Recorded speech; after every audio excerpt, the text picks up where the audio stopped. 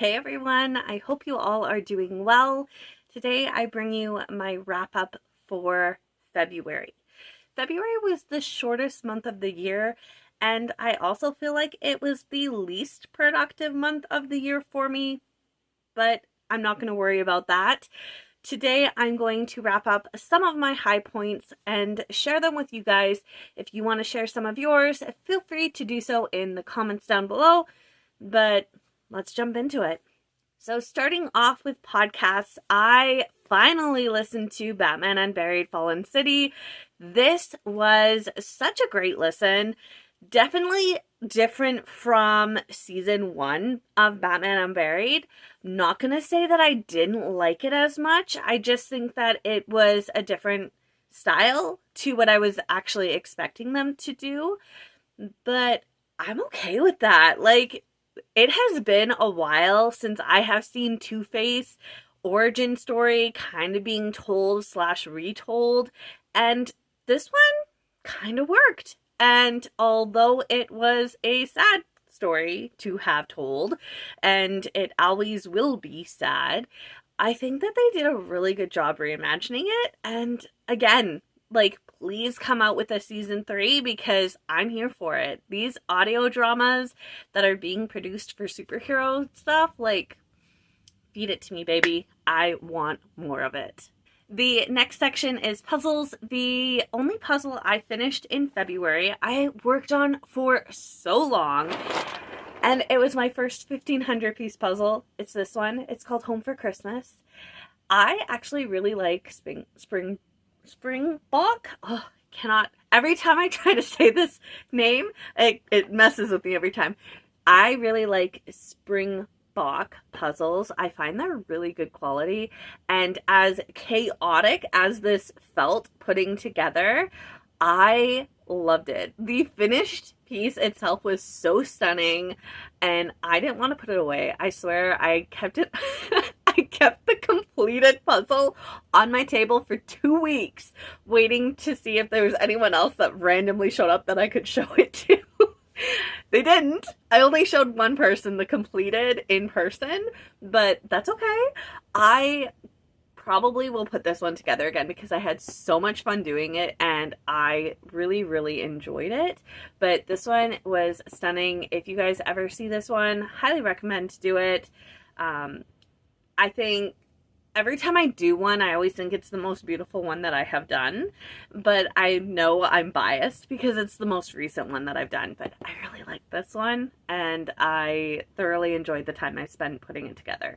It was stressful. The self-doubt was real. And the anxiety when you get to the last, like, 50 pieces, being like, this is missing pieces, is, like, a very real thing.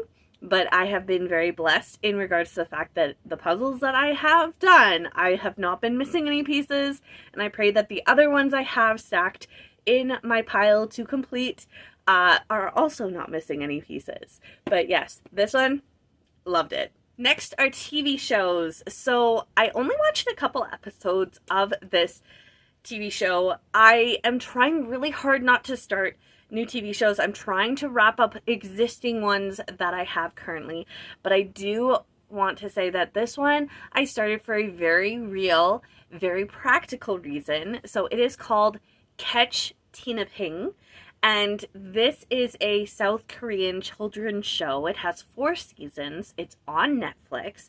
I'm not sponsored by Netflix to say this. I'm just telling you where to find it if you're also interested. And I have been watching it with no subtitles in the original language to practice because if you guys did not know this, I am currently learning Korean. I have been officially learning Korean for a little over a year now, and I figured this will be a good practical, like, auditory listening kind of show for me. And because it's kids, it's not going to be so super complicated with what they're saying, although I still don't fully get everything they say. I definitely am understanding a lot more than I was over a year ago.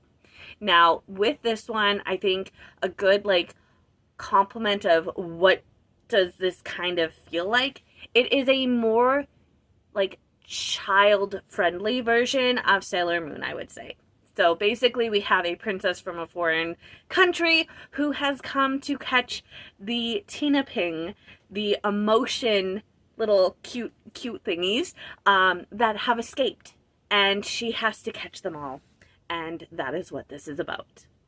And if that sounds like something up your alley, that is why you're watching this video, because it is 100% up my alley. Next are movies. I actually was really surprised. I watched a lot of movies in February. More than I have in a long time. I think I watched 6 or 7 movies, which, like, in my life, I very rarely have time to sit down and watch a movie in one go, but I did quite a bit of that in February. The top pick I ended up watching with my mom, who says she only remembers bits and pieces of this, but finally sat through the entire full movie. And obviously, I am slowly getting my mom into sci-fi, fantasy, and the typical things that you're like, every person should love. Yeah, no, she just birthed kids that loved sci-fi and fantasy. She is not a big sci-fi fantasy person, but I'm slowly getting her into that, and superhero movies. But I am talking about The Fifth Element. If you haven't seen this, this is like a classic sci-fi that I feel like you need to experience. Bruce Willis, Mila Jovovich, and what's his face plays the evil guy, Gary Oldman. I can't believe I forgot his name. If you guys have not seen The Fifth Element, I highly recommend try and find it and watch it, because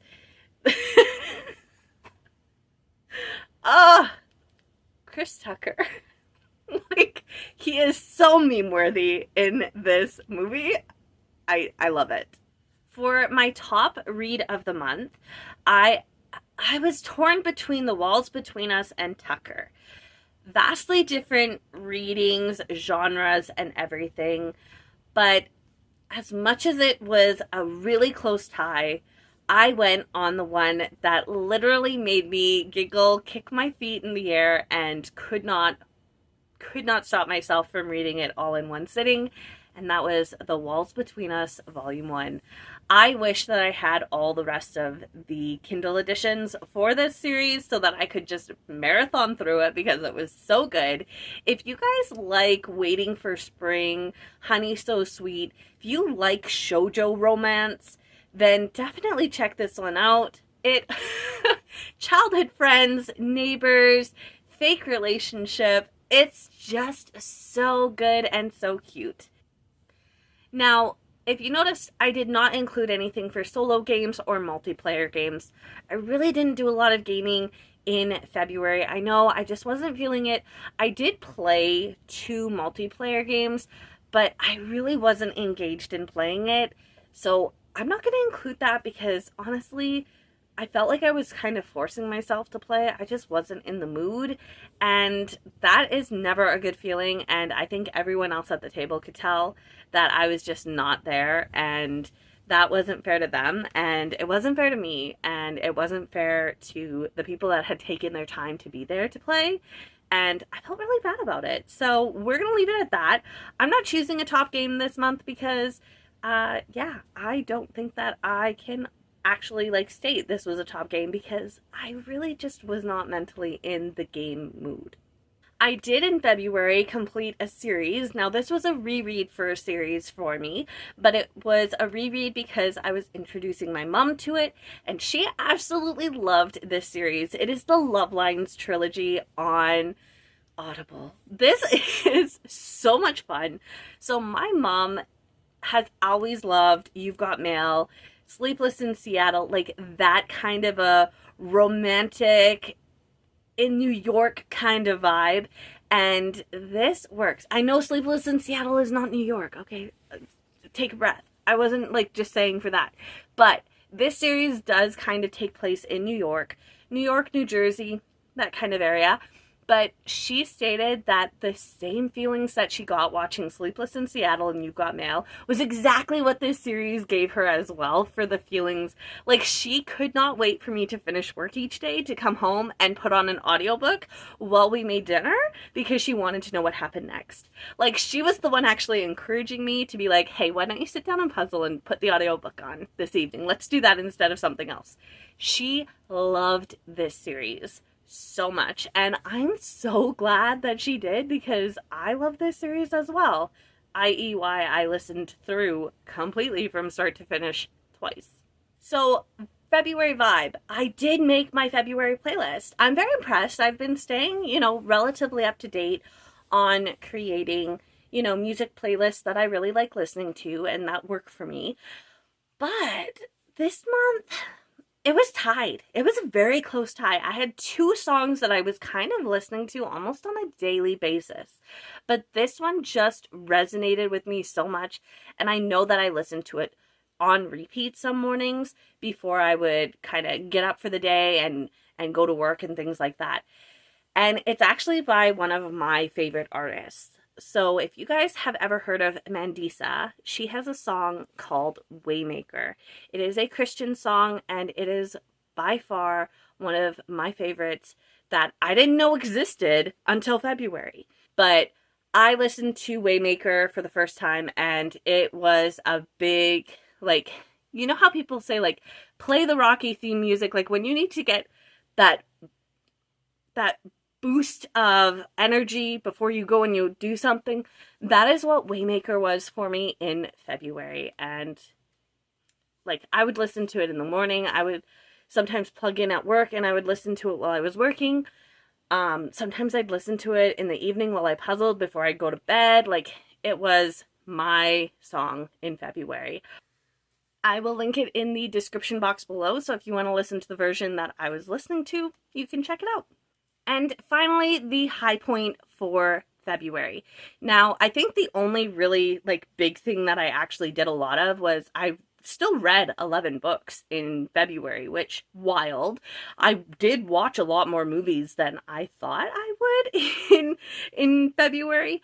But the high point for me was there was a 10-day winter carnival that my mother and I went to, and we thoroughly enjoyed ourselves, but the high point was she did a polar plunge with me. So if this sounds like a crazy Canadian thing, it's not a crazy Canadian thing, but a polar plunge kind of does really pull off as being a crazy Canadian thing. I'm not going to get into the whole science behind it. I'm just going to explain the crazy thing. So the polar plunge is basically where they go and cut a square, very large piece of ice off of the frozen water. They remove it, and basically you go and you jump in that open water, and it's freezing. It's very cold, and then you get out of it and you leave. You don't get a prize or anything. You're not paid any money. There's nothing that you really get from it aside from the joy of the experience and the shock that your body goes through. So my mom did a number of them many years ago, and by a number of years ago I mean teenage years. So it's been a long time since she's done it. I did my first one a couple of years ago. Haven't been able to do it since for many different reasons. So this was my second time being able to go and do it, and it was kind of nice to go do it with her. Now, mind you, she did want to hold hands, and she started second guessing herself the minute we started walking across that ice to jump in the water. But I think overall, it was an amazing experience, and I'm so glad that I got to do it with her and have that memory together. And it was nice getting to kind of see how she reacted to it, because it has been a long time since she's done it. But I'm so happy for her. It really made my month, and honestly, I love the fact that every now and then, some crazy idea that I'm I'm gonna go do it, I can usually convince someone to do a crazy thing with me. And if I haven't convinced you to do a crazy thing with me yet, be prepared. I'm gonna convince you to do something crazy with me soon. Anyway, that is all for today. I hope you guys enjoyed getting to see my highlights and top points for the month of February. As I said, I didn't really feel very accomplished in February. It was very much a flat line and a downhill groove, but you know, I still think that I accomplished a lot. And looking at it positively, I think that that's an amazing thing. Anyway, I hope you all have a great rest of the day. Stay safe, stay well, and I will chat more with you in the comments down below. Talk later. Bye.